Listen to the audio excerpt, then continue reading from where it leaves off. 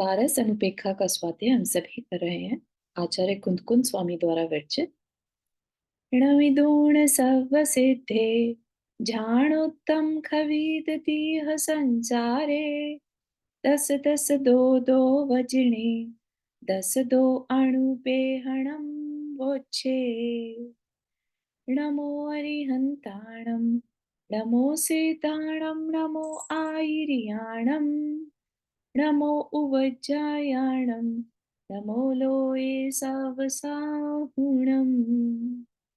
पंच परमेष्ठी भगवान की जय। अगले 45 मिनट के लिए सभी प्रकार के पापों का त्याग करके सभी नववर्ण मुखर मंत्र पढ़ लें।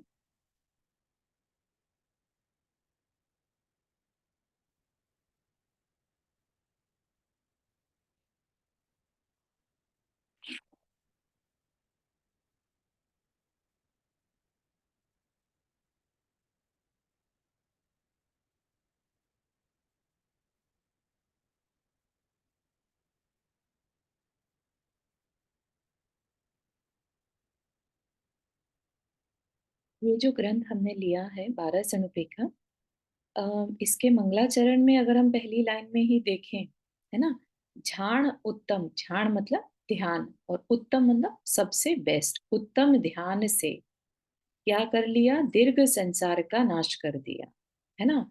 तो ध्यान यानी हमारा फोकस, फोकस किधर है, हम संसार बढ़ाने का फोकस है हमारा कि संसार घटाने का फोकस है, ठीक है ना।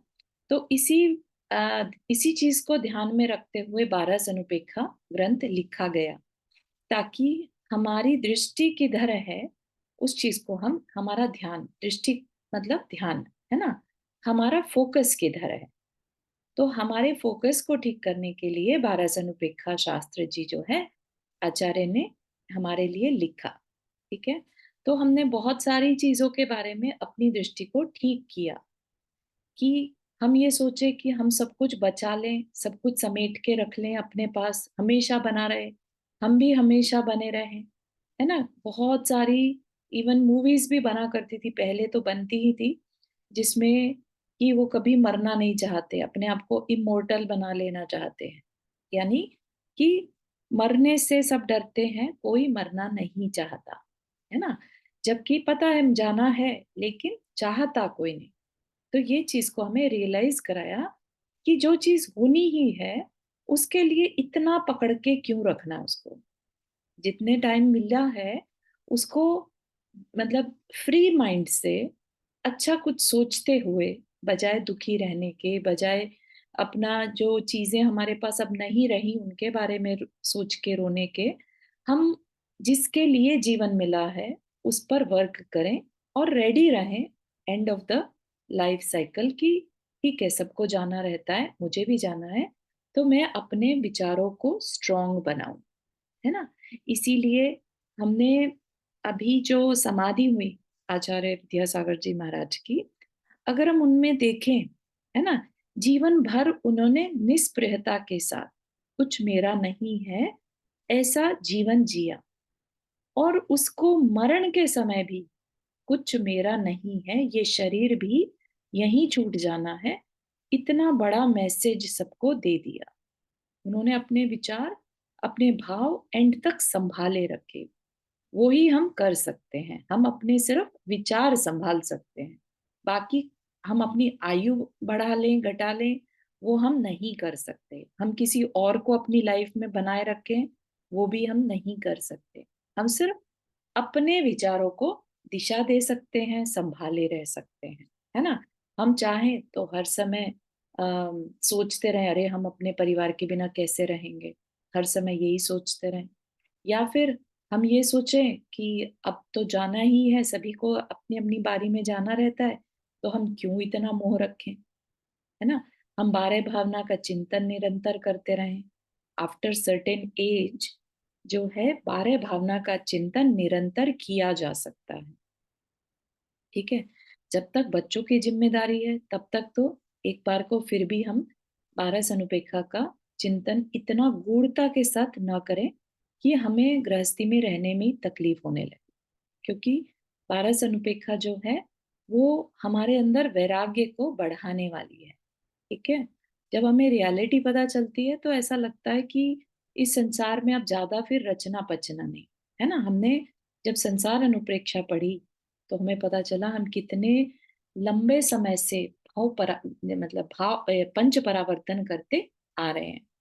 तो इतने लंबे समय से करते आ रहे हैं और आगे फिर करने में लग जाएंगे, तो उसको तोड़ना है कि नहीं तोड़ना है, खत्म करना चाहिए कि नहीं, या फिर से उन्हीं दुखों को एक बार फिर से महसूस करना है, उसको सहन करना है, नहीं ना।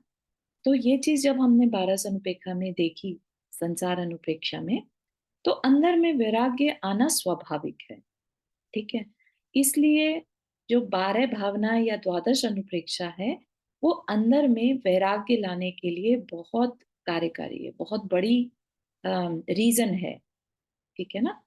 तो जब हमारा बच्चों से हम जिम्मेदारी से फ्री हो जाएं, तो समझिए कि अपना एक एक ध्येय बना लें, फोकस बिल्कुल, मतलब अपनी आत्मा के लिए एक रिस्पॉन्सिबिलिटी, जैसे हमने फैमिली के लिए रिस्पॉन्सिबिलिटी समझी थी किसी टाइम में, उनको प्रायोरिटी दी, बच्चों को प्रायोरिटी दी, है ना। उनके लिए हमने क्या क्या सैक्रिफाइस नहीं किए। लेकिन अब जब हम उनकी जिम्मेदारी से फ्री हो गए, तो हम अपनी सोल के लिए जिम्मेदारी बना लें। जब तक हमारे अवेयरनेस है ना, हमारी ऐसी सिचुएशन नहीं हो गई है कि हमें कुछ भी समझ में नहीं आ रहा। ठीक है ना। तो ऐसी चीज से हमें बचना चाहिए। ठीक है। तो हमें उस सिचुएशन में नहीं जाना। तो जब अवेयरनेस है, जब हम फ्री हो गए हैं, तो हमें इस तरफ अपनी आत्मा के कल्याण की प्रायोरिटी को, मतलब बहुत सीरियसली सोचना चाहिए, हल्का फुल्का नहीं, बहुत सीरियसली। क्योंकि मनुष्य आयु इन रियलिटी तो हमें साधना के लिए मिली थी। हमने गृहस्थ मार्ग चुन लिया, चाहे जो भी रीजन हो। उस टाइम हमें कोई समझाने वाला नहीं था, या घर के एनवायरनमेंट वैसा नहीं था, समाज का दबाव था, कोई भी कारण हो, है ना। लेकिन इन रियलिटी जो आचार्य बताते हैं, हमें मनुष्य आयु अपने कल्याण के लिए मिली थी। ठीक। तो हम जैसे ही मौका मिले अपने कल्याण में लग जाएं, फिर उस अवसर को जाने ना दें, है ना। और अब हमें सबको मालूम है कि आफ्टर 50 हमारे पास ले दे के 20-25 साल मैक्सिमम बचते हैं इन जनरल। किसी ने बहुत ही पूर्व में पुण्य किए होंगे तो 90 साल भी जी सकते हैं। लेकिन आप सोचिए, उस समय कोई इंद्रियां काम नहीं कर रही होती हैं, कुछ बात नहीं समझ में आ रही होती है, तो इतना ज्यादा अ, अपन एक्सपेक्ट नहीं कर सकते उस आयु के साथ, है ना। तो जब 50 क्रॉस कर जाएं, तो हम थोड़ा सा अपनी आत्मा को लेकर सीरियस हों। ठीक है ना। तब हम साधु जो होते हैं उनके पास थोड़ा समय बिताकर उनको ऑब्जर्व करें। ठीक है ना। हालांकि जो आज के साधु हैं बहुत यंग एज में सब कुछ छोड़ देते हैं, है ना। तो उन्होंने तो बहुत स्ट्रेंथ दिखाई अंदर से, उन्होंने डिसाइड कर लिया मुझे घर नहीं बसाना, मुझे तो अपनी आत्मा का कल्याण करना है।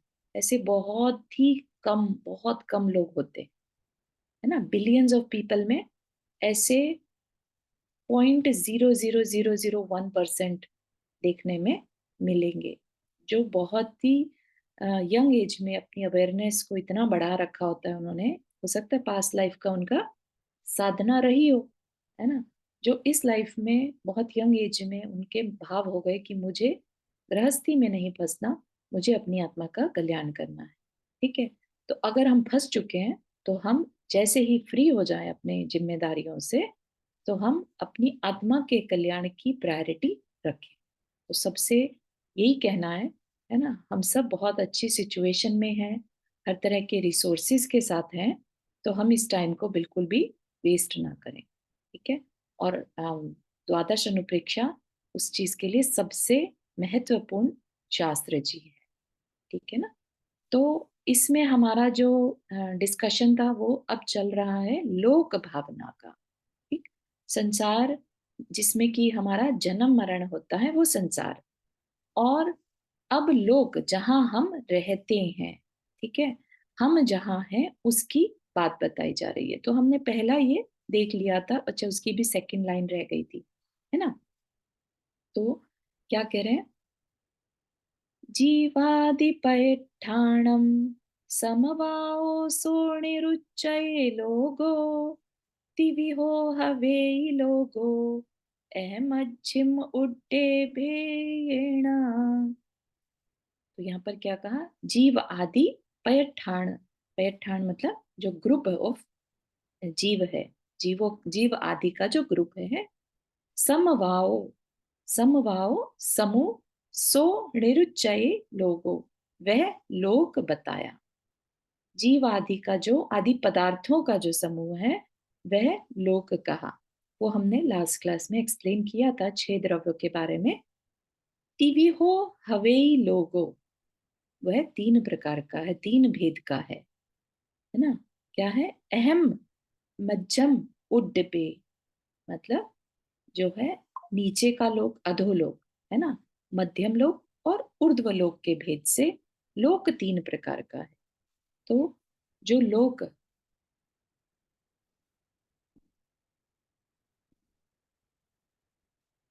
हम्म, तो लोक 3 प्रकार का है। जो ये हम देखते हैं ये लोक का नक्शा है ना? लोक ऐसा समझ लीजिए कि हम जहाँ रहते हैं वो सेंटर में रहते हैं इसके, यहाँ पर, ठीक है ना? और ऊपर में क्या है? ऊर्ध्व लोक, नीचे में अधोलोक, है ना? अधोलोक में नारकी है, बीच में मनुष्य हैं और ऊपर में देव है ना? तो इस पूरे को लोक कहते हैं। तो ये बताने की कोशिश की जा रही है ताकि हमें ये पता रहे कि हम, जब हमने संसार अनुप्रेक्षा पढ़ी थी, है ना, तब हमें कहा गया था हमने लोक के हर क्षेत्र में जन्म ले रखा है। वो अलग बात है कि ऊपर के जो स्वर्ग हैं उनको छोड़ दीजिए, क्योंकि वहां पर जन्म लेने वालों का जीवन ज्यादा शेष नहीं रहता, ठीक है ना? तो ऊपर से मतलब है सारे स्वर्गों में हमने जन्म ले रखा है। मध्य लोक के जहां पर भी पॉसिबल है, जितने भी स्थानों में जीव राशि पॉसिबल है, वहां हमने जन्म ले रखा है। सारे नारकियों में हमने जन्म ले रखा है। तो हम 7वें नरक तक भी जा चुके हैं, ठीक है? तो ये बताने की कोशिश की जा रही है अब लोक अनुप्रेक्षा में, ठीक है? चलिए। निर्याहवन्ति हेठा मज्जे दीवम्बुरासयो शंखा सग्गोतिसठिभेयो एतो उड्डो हवे मोखो। तो क्या कह रहे हैं? निर्या, निर्या मतलब होता है नरक, ठीक है? निर्या नरक, हवंती हेठा, हेठा मतलब नीचे, नरक कहाँ है? नीचे है, ठीक है ना? तो ये बता रहे हैं। मज्जे, मज्जे मतलब मध्य में, दिवम, दिवम मतलब द्वीप, अम्बुरस, अम्बु, अम्बु होता है समुद्र, तो द्वीप और समुद्र तो कितने हैं? असंख्या, असंख्यात द्वीप समुद्र है, ठीक है? कहाँ पर? मध्य, मध्य में, ठीक है? हम अभी वापस से उसके जो पिक्चर है उस पे जाएंगे। सग्गो तिसट्ठी भेयो, सग्गो तिसट्ठी भेयो, ऊपर क्या है? तिसट्ठी, तिसट्ठी मतलब 63, भेयो मतलब भेद से युक्त, सग्गो स्वर्ग है, ठीक है? तो 63 भेद वाला स्वर्ग ऊपर है। ए तो उड्ढो, इससे ऊपर हवे मोक्षो, इससे ऊपर क्या है? मोक्ष है, ठीक है? तो उसकी थोड़ी सी हम जानकारी लेंगे। तो निर्या नीचे नरक है, बीच में असंख्यात द्वीप समुद्र है, ऊपर 63 भेद से युक्त स्वर्ग है और उसके ऊपर मोक्ष है। मोक्ष है ऐसा कहने का ये मतलब नहीं है कि मोक्ष कोई जगह है जहां जाकर हमें अम, कुछ मिलने वाला है ना? बाय नेचर जो सोल का नेचर होता है ऊपर की ओर जाना, ठीक है? तो ऊपर की ओर जाकर जो सिद्ध शिला है वहां पर वो जाकर रुक जाती है, इसलिए उसको कह दिया ऊपर मोक्ष है, ठीक है? मोक्ष तो इन रियलिटी जैसे ही कर्म अलग होते हैं तभी हो जाता है, ठीक है? तो ये लोक है, मध्य लोक, ऊर्ध्व लोक, अधोलोक, इसमें हम रहते हैं, इसको 3 पार्ट में बांटते हैं, इसलिए 3 लोक कहा जाता है। ठीक है, तो ये 7 नरक हैं। ठीक है, 7 नरकों की ये अलग अलग भूमियां हैं। नरकों में दुख होते हैं, ये बात है, यहाँ पर उसको एक्सप्लेन नहीं किया गया है। तो इसको हमने जब दूसरे शास्त्र जी पढ़ा था तब बहुत अच्छे से समझा था। तो यहाँ से चलकर हम अभी जो चर्चा आई है वो है 63 पटल की, है ना। 63 पटल होते हैं ऐसा कहा हमें। 63 भेद से युक्त स्वर्ग है। ठीक, और नरक तो हमें समझ में आ गया, नीचे है। और मध्य में क्या है? असंख्यात द्वीप समुद्र। भले ही हमें सुनने में क्या आता है? 2.5 द्वीप। ठीक है, जब हम पूजा आदि भी करते हैं तो 2.5 द्वीप में विराजमान, है ना। तो ऐसे हम मुनि महाराज की चर्चा करते हैं 2.5 द्वीप, लेकिन इन रियलिटी असंख्यात द्वीप समुद्र है। असंख्यात का मतलब ऐसी संख्या जिसे काउंट नहीं किया जा सकता, इतने द्वीप समुद्र। सर्कल, पहले एक समुद्र, फिर द्वीप, फिर समुद्र, फिर द्वीप, है ना। और सबसे सेंटर में जम्बू द्वीप होता है। तो पहले द्वीप, फिर समुद्र, फिर द्वीप, फिर समुद्र, ऐसे। और सब डबल डबल होते जाते हैं। ठीक है, और सिर्फ 2.5 द्वीप में मनुष्य रह सकता है। उसके अलावा बाकी द्वीप समुद्र में जो है तिर्यंच रहते हैं। ठीक है, तो इतनी चर्चा। और ऊपर के 63 भेदों से युक्त स्वर्ग है, तो इसको थोड़ा सा अपन देख लेते हैं। वैसे तो अगले जो गाथा है उसमें भी सेम ही डिस्कशन हमें मिलने वाला है कि इसको अलग से क्यों बताया। ठीक, तो 63 जो 16 स्वर्ग हैं उनमें टोटल 52 पटल हैं और बाकी के और ऊपर है। तो 63 पटलों की बात करी, 63 तरह के स्वर्गों की बात करी। ठीक है, तो जो ऊपर का एरिया होता है से, आप ये देख रहे हैं ऐसे, जो ऊपर का ये हमारा हिस्सा था, राइट, उसमें बिल्कुल यहाँ पर तो आ जाएगा सुमेरु पर्वत।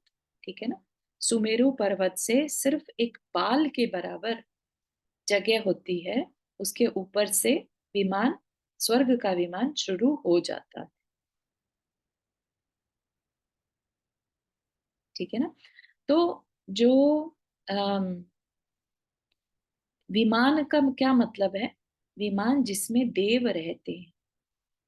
ठीक है, स्वर्ग में जो देव हैं वो विमानों में रहते हैं, बहुत विशालकाय कह लीजिए। प्लैनेट्स जिसे कहते हैं ना, कि प्लैनेट्स में लोग रहते हैं, ऐसे ही देव जो हैं वो विमानों में रहते हैं। ठीक है, तो ऊर्ध्वलोक की व्यवस्था को थोड़ा सा बताया जा रहा है यहाँ पर। ऊर्ध्वलोक में 16 स्वर्ग होते हैं। कुसुम आंटी आपने हाथ रेज किया। हाँ, वो तो विमान है, तो हम जो प्लेन में बैठे ऐसा विमान होते हैं? नहीं, ऐसा विमान नहीं। विमान बेसिकली महल समझ लीजिए। ठीक है, अच्छा बहुत विशालकाय महल है। अच्छा। ठीक हाँ है, महल भी क्या कहेंगे, महल भी नहीं कह सकते, नगरियां हैं अपने आप में। ठीक है, उन नगरियों को विमान कहा। अच्छा।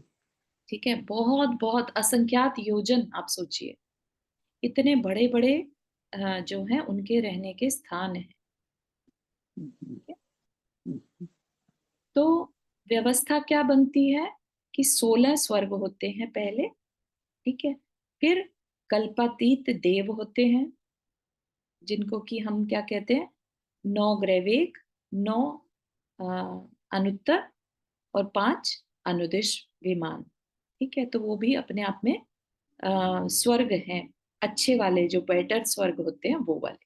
तो 16 स्वर्ग और उनके ऊपर कल्पातीत, इनको कल्प में लिया जाता है, कल्पवासी। और उनके ऊपर जो होते हैं उनको हम कल्पातीत कहते हैं। क्यों कहते हैं? कल्प का मतलब होता है व्यवस्था, जहां इंद्र प्रतींद्र सामानिक लोकपाल आदि जो व्यवस्थाएं हैं, जो जहां पर ऐसी व्यवस्थाएं हो उनको कल्प स्वर्ग कहते हैं। ठीक है, और ऐसी जगह जहां पर कोई डिफरेंस ही ना हो, सभी अपने आप में इंद्र हो, तो उस व्यवस्था को क्या कहते हैं? कल्पातीत। कल्प से अतीत। ठीक है। तो अतीत का मतलब जहां कल्प नहीं है। कल्प मतलब ये स्ट्रक्चर।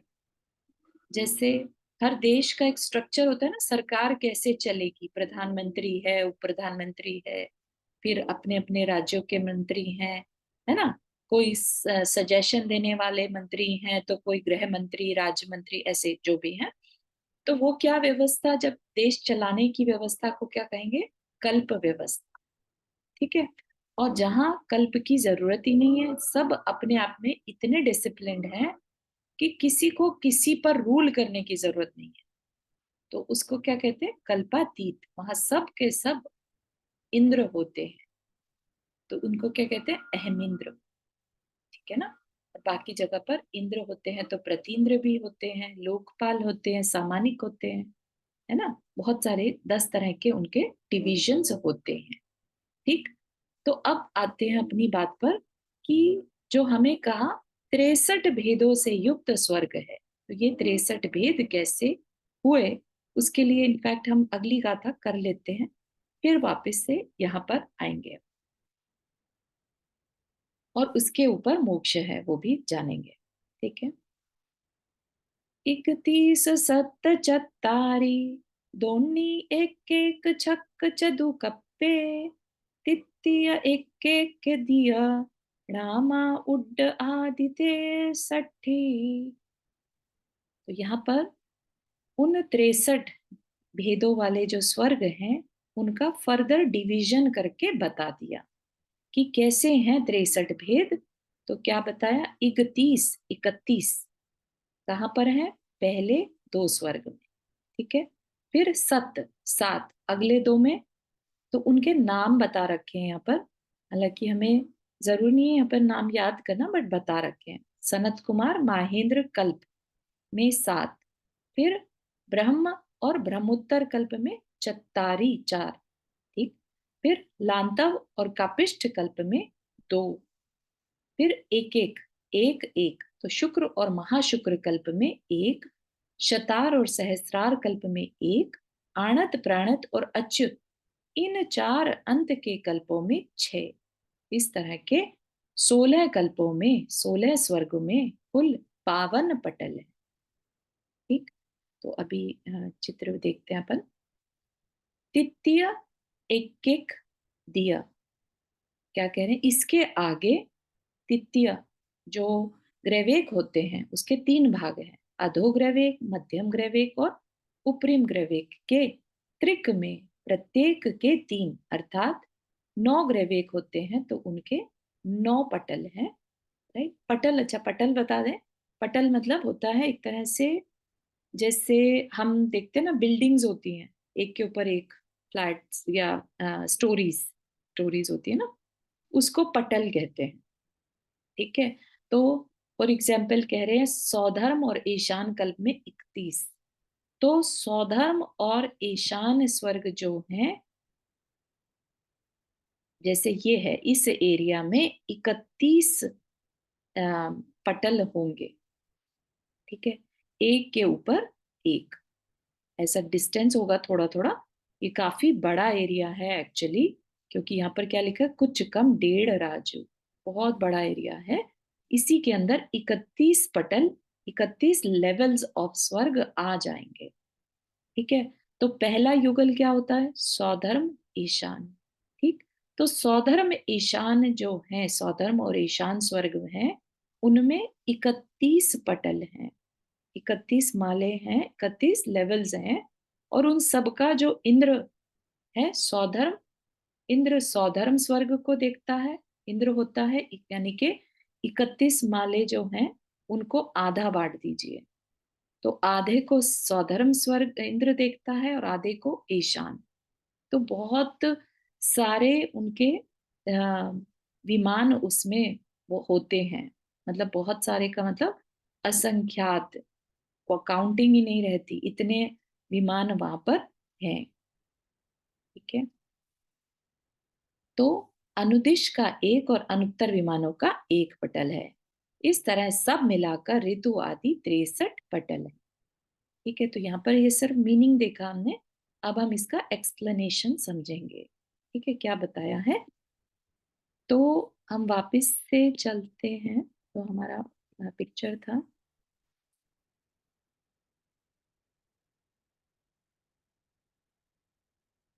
ठीक है। तो हमारी जो बात चल रही है, हमें लोक के बारे में बताया जा रहा है। लोक के बारे में बताने में कहा 3 भाग हैं उसके, है ना, ऊर्ध्वलोक, मध्यलोक और अधोलोक।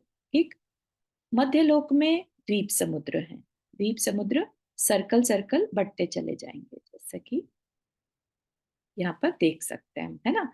ऐसे ये सबसे छोटा जम्बू द्वीप, फिर लवण समुद्र, फिर धातकी द्वीप, फिर कालोदधी समुद्र, फिर पुष्करवर द्वीप, फिर पुष्करवर समुद्र। तो इस तरह से ये तो 2.5 द्वीप ही हैं, लेकिन ऐसे असंख्यात द्वीप समुद्र उस मध्यलोक में आ जाते हैं। ठीक है, तो ये हमारी थोड़ी सी मोटा मोटा हमने जाना मध्यलोक के बारे में, राइट। अब हम चलते हैं स्वर्ग के बारे में, जो हमें ज्यादा डिटेल में बताने की कोशिश करी ऊपर के बारे में। बाकी अगर हम डिटेल में जाएंगे तो बहुत सारी डिटेल होगी इसकी, कि देव लोक जो है वो 4 निकाय के देव आते हैं उसमें, लेकिन यहाँ पर चर्चा किसकी करी, सिर्फ ऊर्ध्वलोक की। तो ऊर्ध्वलोक में वैमानिक देव ही आते हैं। बाकी के जो 3 प्रकार के देव हैं, जिनको कि हम व्यंतर, भवनवासी और ज्योतिष, ये मध्यलोक में या अधोलोक में ही होते हैं। ठीक है, तो जो यहाँ पर चर्चा हो रही है, हमें बताने की कोशिश कर रहे हैं, वो ऊपर के स्वर्ग की, यानी वैमानिक देवों की बात कर रहे हैं। ठीक है, तो वैमानिक देवों में जो है 16 स्वर्ग तक तो कल्प व्यवस्था है, उसके ऊपर कल्पातीत है। ठीक है, और हर जो जैसे हम बात करें कि 16 स्वर्ग हैं, ठीक है, 16 स्वर्ग में हर एक जो 16 की काउंटिंग करेंगे, 1 2 3 4, राइट। तो जो पहला और दूसरा स्वर्ग है वो सेम लेवल पे है, ये कहना चाह रहे हैं, तो उसको क्या कहते हैं, युगल कहते हैं। ठीक है, तो ऐसा नहीं समझिएगा कि सौधर्म स्वर्ग पहले है फिर ईशान है, ऐसा नहीं, पैरेलल में होते हैं। ठीक है, तो इस तरीके से यहाँ पर हम देखेंगे तो 8 ही दिखा रखे हैं, राइट, क्योंकि जो कहने को 16 स्वर्ग हैं, लेकिन वो अपना पैरेलल में होते हैं, तो 1 2 3 4 5 6 7 8 ऐसे। ठीक है, तो 16 स्वर्ग इस तरीके से होते हैं। रोशनी, हाथ रेस किया। दीदी, पहले काव्य में हमने देखा कितने भेद थे, 63 ना।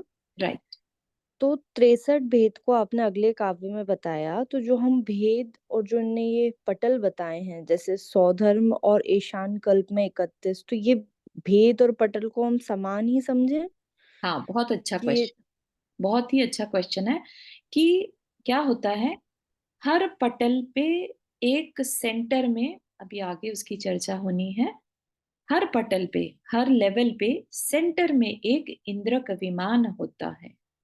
ठीक है, तो उस इंद्रक विमान से काउंटिंग करते हैं। ठीक है, कितने इंद्रक विमान, तो 63 इंद्रक विमान। ठीक है, तो उस अपेक्षा से कहा 63 स्वर्ग। ठीक है, जितने इंद्रक विमान उतने स्वर्ग, तो हर पटल पर एक इंद्रक विमान होता है, तो 63 इंद्रक विमान तो 63 पटल। ठीक है, हाँ, ठीक है। तो पटल का मतलब तो स्टोरीज हैं, राइट, लेवल्स हैं, लेकिन उसमें भी हर लेवल पर जो स्वर्ग हैं, राइट, उनके विमान हैं, उनमें एक इंद्रक विमान होता है, सिंगल होगा, बाकी श्रेणीबद्ध और प्रकीर्णक होंगे, वो भी बताते हैं। तो इंद्रक विमानों की संख्या को काउंट कर लिया, उसके हिसाब से कह दिया कि 63 स्वर्ग हैं। ठीक है, एक बार मैं और रिपीट करूंगी जस्ट टू हाँ, मेक श्योर दैट श्योर। मेरे को समझ आ गया। आपने बताया कि जितने स्वर्ग हैं, जितने भी स्वर्ग हैं, उन सभी स्वर्गों में अपने 63 पटल हैं, राइट? हाँ, और फिर बिल्कुल। उसमें भी हर स्वर्ग में हमारे पास विमान है, हर स्वर्ग में। हम्म। हाँ, यही बोला ना स्वर्ग आपने में कि विमान है। यस, यस, बिल्कुल ठीक है। सही है। तो इंद्र जो है बेसिकली अपनी अपनी नगरियों में रहते हैं, उन नगरियों को विमान कह दिया। ठीक है। इंद्र अपनी अपनी नगरियों में नहीं रहते, देव अपनी अपनी नगरियों में रहते हैं। उनमें से किसी एक में इंद्र भी रहता है। जैसे कि सौधर्म और ईशान के कितने पटल बताए? 31 पटल बताए। अब सब में इंद्र तो नहीं रहेगा ना, इंद्र तो किसी एक में रहेगा, राइट? तो वो सौधर्म और ईशान जो है वो पहले पटल के एक नंबर ऑफ विमान, 18वें नंबर के विमान में रहता है। ठीक है। बाकी लेकिन वो मैनेज 31 स्टोरीज के जितने भी देव हैं उन सबको मैनेज करता है, लाइक उसी का ऑर्डर चलता है। इंद्र की आज्ञा के बिना कोई देव कुछ नहीं कर सकता। इंद्र की आज्ञा सबको माननी पड़ती है। तो 31 के 31 पटलों में सबको माननी होती है। ठीक है। क्लियर हुआ रोशनी? आगे चले। हाँ दीदी, पढ़ते जाएंगे तो और समझ में आता चला राइट, जाएगा। राइट, बिल्कुल सही है। तो ये हमें बताया जा रहा है कि 63 होते कैसे हैं। ठीक है। तो अभी आपने जो समझा वो यही कि 16 स्वर्ग तक तो 52 पटल होते हैं। ये बात हमें यहाँ पर भी बता दी। ठीक है। 16 कल्पों या 16 स्वर्ग में कुल 52 पटल हैं। वो 52 कैसे हो गए? तो वो यहाँ पर बता दिया क्या, कि जो पहला युगल है या सौधर्म ईशान का पहला युगल कहें उसमें 31 है। फिर दूसरे में 7 पटल, फिर तीसरे में 4, फिर चौथे में 2, पांचवे में 1, छठे में 1, और फिर सातवें आठवें के टोटल 6। यही बात हमें यहाँ पर पूरे में बताई गई है ना। 31, 7, 4, 2, 1, 1 और 6, तो इन टोटल कर लें तो 52 पटल। ठीक। तो ये 52 पटल हमारे को बता दिए।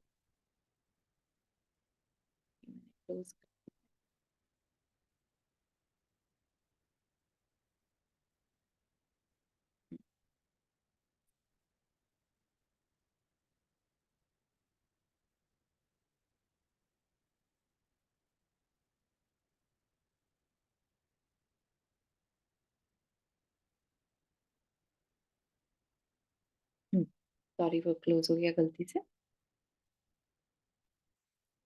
ठीक है।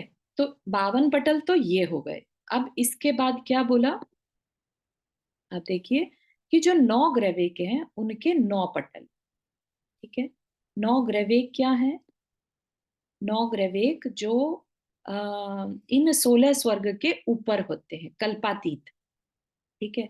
तो कल्पातीत में 9 ग्रैविक, 9 अनुदिश और 5 अनुत्तर विमान होते हैं। ठीक है। तो एक के ऊपर एक उनके अभी कितने पटल बचे हमारे पास? 9 तो 9 ग्रैविक के हो गए। ठीक है। और 9 अनुदिश का एक पटल और 5 अनुत्तर का भी एक पटल समझना चाहिए। ठीक है। तो कितना हो गया? 9 और 2 11।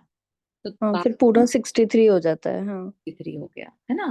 तो इस तरीके से हमें बात समझाई जा रही है कि 63 लेवल्स हैं टोटल ऊपर के स्वर्गों के, इंक्लूडिंग हो गया इसमें कल्प भी आ गए और कल्पातीत भी। ठीक है। तो कल्प और कल्पातीत को मिलाकर जो ऊर्ध्व लोक बनता है उसमें टोटल 63 लेवल्स हैं स्वर्गों के। जितना ऊपर ऊपर जाते जाते हैं, यानी कि जैसे जिनकी तपस्या बहुत होती है ना, जो आयु में, मनुष्य भव में बहुत अच्छी तपस्या करते हैं, निर्लीप मतलब निर्लोभ प्रवृत्ति के होते हैं, सब कुछ छोड़ देते हैं, समाधि पूर्वक मरण करते हैं, उत्कृष्ट समाधि करते हैं, तो वो उतना उतना ऊपर ऊपर के स्वर्गों में अच्छी क्वालिटी के देव बनते हैं। ठीक है। देव होने को तो कोई सौधर्म स्वर्ग के देव बहुत हैं, मतलब असंख्यात देव होते हैं, इतने देव हैं कि यू कैन नॉट इमेजिन। ठीक है ना, देव भी हैं और देवियां भी हैं। तो देव बनना कोई बड़ी बात नहीं है, लेकिन अच्छी क्वालिटी का भी देव बनना जरूरी है ना। हमें सम्यक दृष्टि होना भी जरूरी है।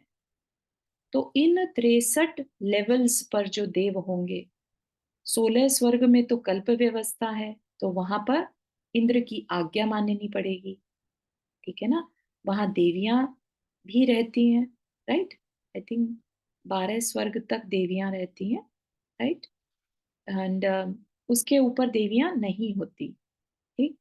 तो ये सारी व्यवस्था जो है समझने की है, लेकिन हमें यहाँ पर जो बताने की कोशिश की जा रही है वो इतना है कि हम समझे, ताकि हम विजुअलाइज कर सकें थोड़ा सा, कि हम जब ये द्वादश अनुप्रेक्षा पढ़ते हैं तो हमारे अंदर जो वैराग्य आता है उसके बेसिस पर हम ऊपर के वैमानिक देवों में जन्म ले सकते हैं। ठीक है, तो इसलिए थोड़ी सी एक्स्ट्रा इंफॉर्मेशन दी गई यहाँ पर। हमें नरक के बारे में नहीं बताया गया, हमें यहाँ पर मनुष्य लोक की जो जानकारी देनी थी थोड़ी बहुत, वो संसार अनुप्रेक्षा में दे दी कि हम अपने परिवार के और ये जो है हमारा शरीर है और ये है, लेकिन इससे ज्यादा जानकारी हमें नहीं दी। लेकिन आप सोचिए कि एक स्वर्ग की इतनी डिटेल क्यों दी होगी हमें, है ना। तो वो इसीलिए दी है कि जो भी द्वादश अनुप्रेक्षा को अपने जीवन में उतारता है उसके चांसेस आर वेरी हाई कि वो वैमानिक देव ही बनेगा। ठीक है, तो अपनी अ, आगे की फ्यूचर को अगर हमें संभालना है तो हम 12 अनुप्रेक्षा का चिंतन मनन करें। Roshi, do you still have question? नहीं दीदी, ठीक है।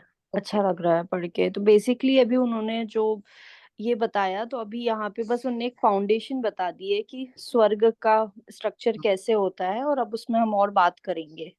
Right, right. I don't think इससे ज्यादा बात बताई जाएगी, क्योंकि यहाँ पर अलग से उनकी बस ये बता दिया कि ये 63 ऐसे ऐसे होते हैं। 16 स्वर्ग होते हैं, जहाँ पर कल्प व्यवस्था है, और बाकी के कल्पातीत हैं। ठीक है। तो फिर वो आप जैसा बोल रहे हो कि वैराग्य जगाने के लिए कि हम कैसे 12 भावनाओं का चिंतन करके ऊपर के स्वर्गों में हाँ, अच्छे देव बन सकते हैं, इसीलिए बिल्कुल, उन्होंने स्वर्ग की चर्चा करी। एग्जैक्टली, ठीक यस, है। है ना। तो हमें थोड़ी जानकारी रहे कि हम कौन से स्वर्ग ऊपर हैं और कहाँ कहाँ हैं। ठीक है।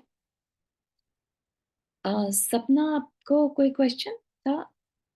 मेरा ये था कि जैसे अभी आप बोल रहे हो ना कि हम ऊपर 16 स्वर्ग में जाकर अच्छे देव बने, हम्म, तो अच्छे देव से क्या मतलब है? मतलब वहां पर भी हमें वैराग्य वाली फीलिंग हो, या उसमें भी कोई धर्म आ जाता है, जैसे जैन धर्म या कुछ इस टाइप का हाँ, धर्म आ जाता है? बहुत अच्छा।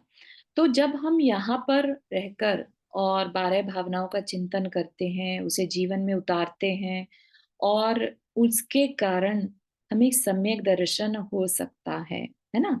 तो हम सम्यक दर्शन के साथ जब स्वर्ग में जाते हैं तो हम सम्यक दृष्टि देव कहलाते हैं। वहां पर जाकर भी हम जो लग्जरीज हैं उनसे डिस्टर्ब नहीं होते फिर।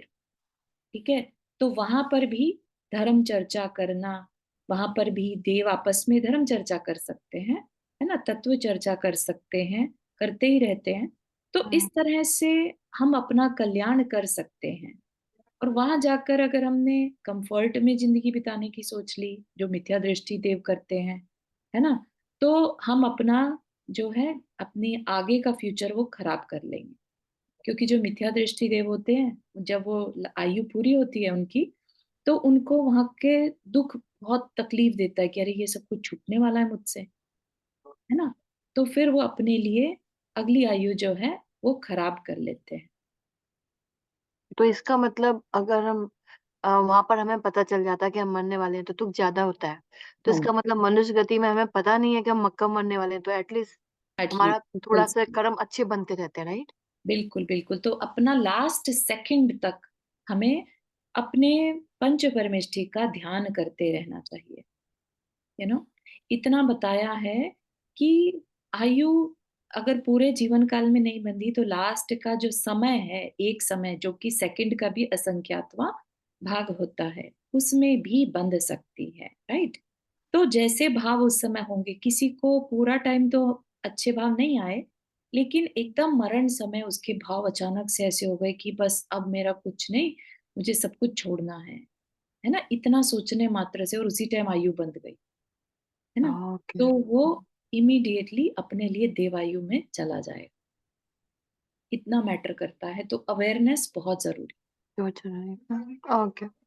Thank you. Sure. हाँ, वर्षा जी आपने हाथ रेस किया। हाँ जी, जय जिनेन्द्रा। मैं लेट हुई ज्वाइन, लेकिन मेरा ये प्रश्न था, अब हमने सुना है कि लाइक लास्ट स्टेज में जब मरने के रहते हैं तो वेदना बहुत होती है, हाँ जी। जन्म के टाइम और मरण के टाइम। तो उस वेदना का कैसे गिनते हैं? गिनते हैं मतलब गिनते मतलब हम लाइक संभाव में है, मरने से डर नहीं है, सोच के रखा है बस मृत्यु आती है तो भले आए, हमें क्षमता भाव धारण करना है। लेकिन बोलते हैं कि जब मरण नजीक आता है तो वेदना शरीर के अंदर बहुत होती है। बढ़ जाती है, पीड़ा होती है मतलब। बिल्कुल बिल्कुल। तो उसको कैसे, मतलब पता नहीं चला मुझे। अम, देखिए, वेदना इतनी होगी तो कोई भी होगा उसका मन थोड़ा दहल जाएगा ना, होता है कि बिल्कुल। लाइक हाँ तभी तो तभी साथ में जो वो जो संलेखना कराने वाले होते हैं, they have to be very strong. Okay. बहुत अंदर से स्ट्रेंथ चाहिए रहती है कराने वाले के अंदर भी, करने वाले के अंदर तो अवेयरनेस चाहिए ही चाहिए, है ना? हाँ, हम सोचते हैं कि हर समय हाँ, संभाव में रहे, भले मृत्यु आए, हमें डरना नहीं है, भय नहीं करना है, लेकिन उसकी पीड़ा इतनी होती है तो मुनि महाराज भी डगमगा जाते हैं, इतनी हाँ, वही तपस्या। मैंने सुना है, तो मैं बोली कैसे होता होगा। तो नहीं, it is very very hard. उसके लिए ही शांत परिणाम रखना बहुत जरूरी है। बहुत जरूरी है। तो भावना ही भानी है तो हमें कि बिल्कुल। कोई भी वो पीड़ा भी हो फिर भावना भी भी शांत रहना है। भावना के साथ समाज में मरण का मतलब ये नहीं होता कि आखिरी टाइम में आपको है ना भाव को कंट्रोल वो होना बहुत डिफिकल्ट है। इसलिए आपकी जिंदगी जीवन ही है ना समाधि पूर्ण होनी चाहिए। उसका अभ्यास करते रहेंगे तब तो उसी अभ्यास से प्रैक्टिस से आपका आखिरी टाइम पे भी हाँ अंकल, आपकी आपका आवाज ब्रेक हो रही है हाँ, थोड़ी। ब्रेक हो रही है, समझ आ गया, लेकिन मेरा मतलब इसी से ही अपने था कि सम्मिशन पीड़ा बहुत होती है ना उस मतलब टाइम। है हाँ अंकल, चेतन अंकल, आपकी हाँ, आवाज तो ब्रेक हो इसीलिए तो रही है। आप जब भेद ज्ञान होगा आपका शरीर है, आप सुन नहीं पा रहे हैं शायद वो आपको। हम्म, हम्म, ठीक है। तो यस, तो समाधि करना आसान नहीं रहता, तो उसके लिए शांत परिणाम का होना बहुत जरूरी है। ठीक है, तो यही बात जो हमें 12 अनुप्रेक्षा है, वो हमारे अंदर शांत परिणाम लाने में ही कारण बनती है। इसीलिए जो समाधि मरण है वो इजी हो सकता है कह रहे हैं, होगा ही ये जी, कोई गारंटी नहीं है, गारंटी लेकिन नहीं हो है। सकता है थ्रू 12 अनुप्रेक्षा। तो इसका स्वाध्याय हमें बहुत बहुत जरूरी है, बहुत ज्यादा जरूरी है। ठीक, जरूरी है जी। मतलब एक समय के बाद तो आप ऐसा समझ लीजिए कि निरंतर इन भावनाओं का चिंतन करना होगा। करना। एक सर्टेन एज के बाद तो निरंतरता रखनी होगी उसमें, तो फिर जी, आपका समाधि मरण या मरण समय की जो तकलीफ है वो मैटर नहीं करेगी। ऐसे तो हम पढ़ते हैं वो भाव वो प्र- हम्म, वंदना पढ़ते हैं जो आती है, उसके जी अंदर भी आता है जी, मरण समाधि समय। भावना। हाँ जी। बिल्कुल सही। Thank a, you. हाँ, तो इसमें निधि जी आपका क्वेश्चन लेते हैं, बस ये लास्ट लाइन बता दूं। इस तरह सब मिलाकर ऋतु आदि, ऋतु क्यों वर्ड यूज किया होगा? ऋतु क्या है? बेसिकली जो सौधर्म इंद्र का जो पहला पटल है ना, उसके सेंटर का जो इंद्रक विमान है, इंद्रक विमान बता देते हैं। सेंटर के जो विमान होते हैं उनको इंद्रक विमान कहते हैं। फिर उनके चारों तरफ 62 62 अलग विमान लाइंस में रहते हैं। उनको क्या कहते हैं, श्रेणीबद्ध विमान। ठीक है, और उसके अलावा असंख्यात, ये क्या है, प्रकीर्णक विमान, छिटके हुए जैसे तारों की तरह, ऐसा। ठीक है, तो जो सेंटर का विमान है उसका नाम होता है ऋतु विमान। ठीक है, तो इसलिए कह दिया ऋतु आदि। ऋतु आदि तो हर एक इंद्रक विमान का नाम है। ठीक है, तो अगर हम शास्त्र पढ़ते हैं डिटेल में तो हमें पता चलता है। अदरवाइज यहाँ पर ऋतु आदि से मतलब ऋतु और बाकी के 63 पटलों के नाम। ठीक है, तो इसके बाद हमारी एक गाथा रह गई है, वो अगली कल की क्लास में करके फिर हम ध्यान कर सकते हैं। ठीक है, हाँ, निधि जी आप क्वेश्चन पूछना चाह रहे थे।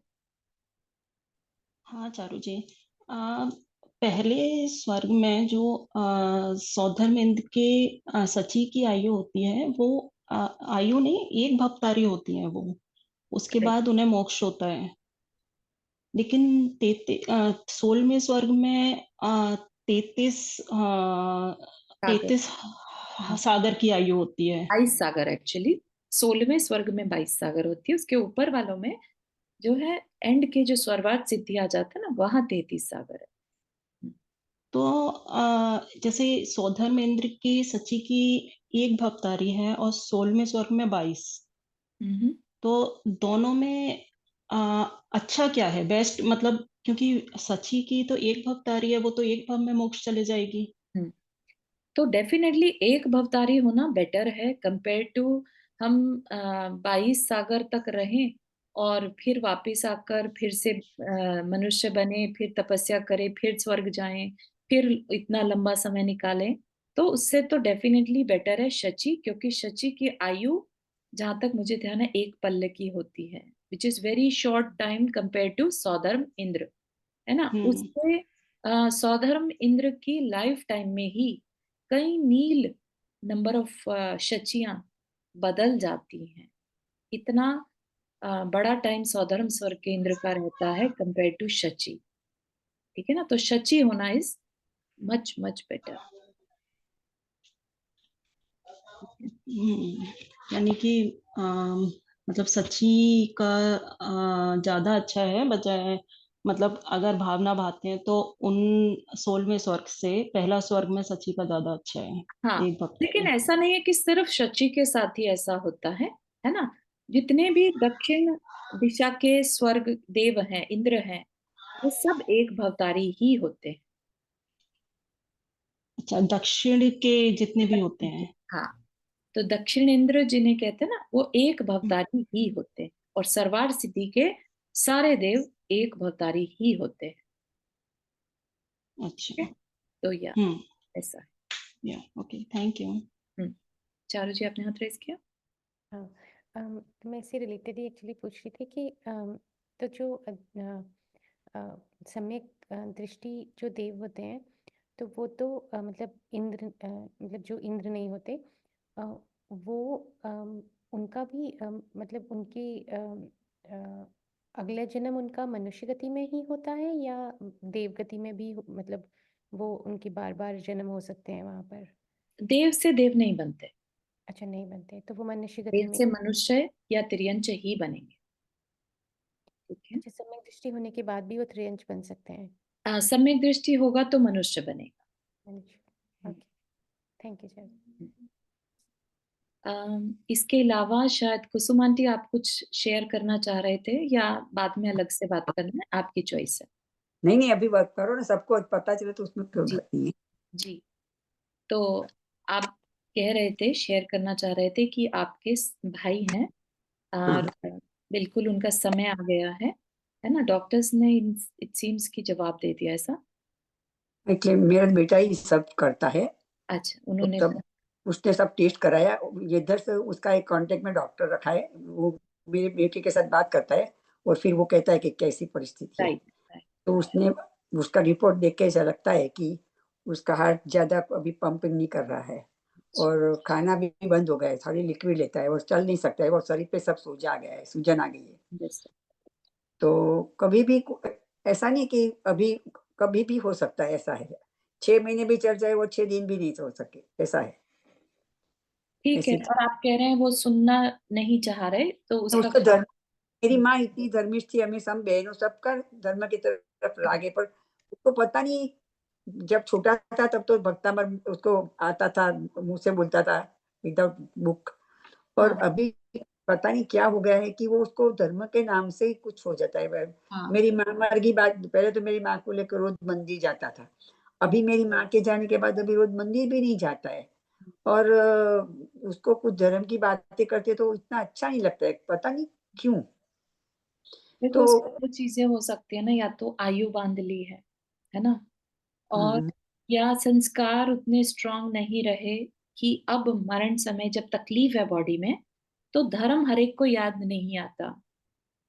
धर्म की बात याद आना, अच्छा लगना, धर्म की बातें अच्छा लगना भी बड़ी बात होती है। आप लोग, हम लोग सब ये बैठकर जो स्वाध्याय कर रहे हैं ना, ये बहुत बड़ी बात है एक्चुअली। समझ रहे हैं आप? चाहते तो हम भी कुछ ना कुछ यहाँ के वैभव जो है, लग्जरीज हैं, उनमें उलझे रहते, राइट। अच्छा लगना ही शो कर रहा है कि हमने कहीं ना कहीं मेहनत की हुई है इस बारे में, हमने धर्म को अच्छा माना है, तब हमें अच्छा लग रहा है अभी। तो जो उनकी सिचुएशन है, वो उन्होंने उस चीज पे उतना वर्क नहीं किया, वो जरूरी था लेकिन नहीं किया। अब एज अ फैमिली, है ना, हम क्या कर सकते हैं? हाँ, हम वही मैं पूछती हूँ। चाहते हैं, हम चाहते हैं कि उनका कल्याण हो, उनकी सोल। मेरे को रोना आ जाता है कभी कभी, तो फिर मैं बताती हूँ इधर से, ये करो ये करो ये करो, वो सुनता नहीं है, तो क्या कर सकते हैं। वही राइट तो चिंता होती है कि उसकी गति अच्छी हो, मैं ऐसा चाहती हूँ। Right right right. तो एक्चुअली वैसे तो ऐसे में किसी महाराज जी या भैया जी लोग से बात करेंगे तो ज्यादा अच्छा है, हाँ, लेकिन मैं वही सोचती थी, मैं वही सोचती हूँ कि बिल्कुल वो कुछ ऐसा ज्ञानमती गाइड करें वैसे। ज्ञानमती माता जी है ना, उसके बाद जो जीवन प्रकाश जी इधर आए थे, बताए हाँ ना जी, आपको, यस यस यस। वो मेरी बहन अंजू से उसको कांटेक्ट ज्यादा है, करेक्ट करेक्ट। तो मैंने उसको कल, वो भी इंडिया गई थी अभी, कल 2 दिन पहले आई है, हाँ, तो वो उसको बात बेस्ट, किया, तो अभी वो कांटेक्ट कर रही है। बेस्ट है। ऐसे में फैमिली हाँ, जो भी आसपास है, इफ हम्म, दे आर, है ना, जो हम्म। मरीज है, जो बीमार है, या जो होश में ही नहीं है, उनसे ज्यादा उम्मीद नहीं नहीं, रख। होश तो है, होश में है, बातें सब सुनता है, वो जवाब भी देता है। हाँ हाँ, मतलब मेरा कहने का मतलब था अवेयरनेस अपनी सोल के लिए।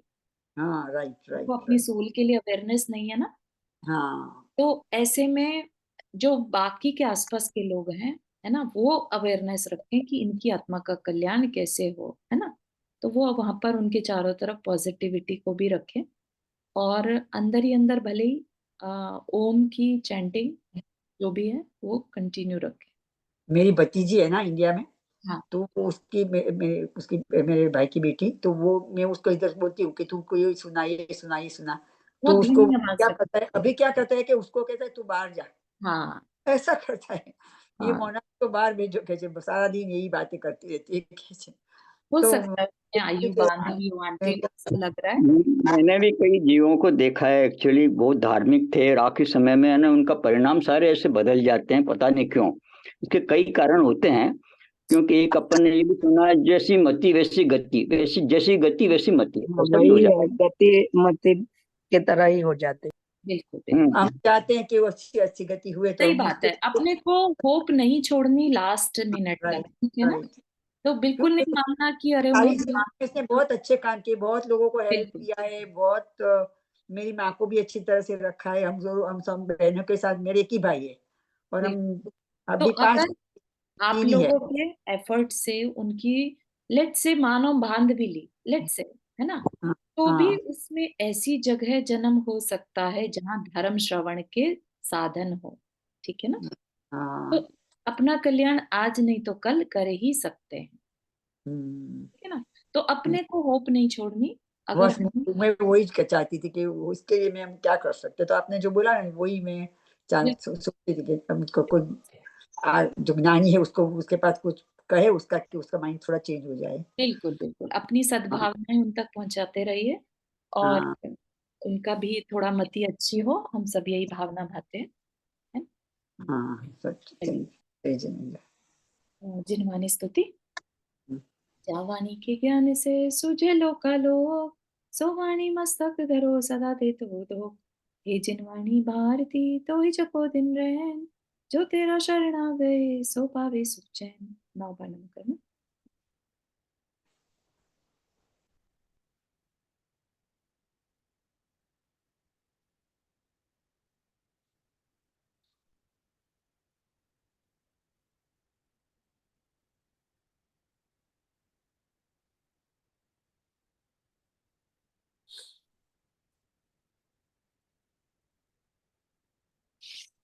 सभी को जय जिनेन्द्र।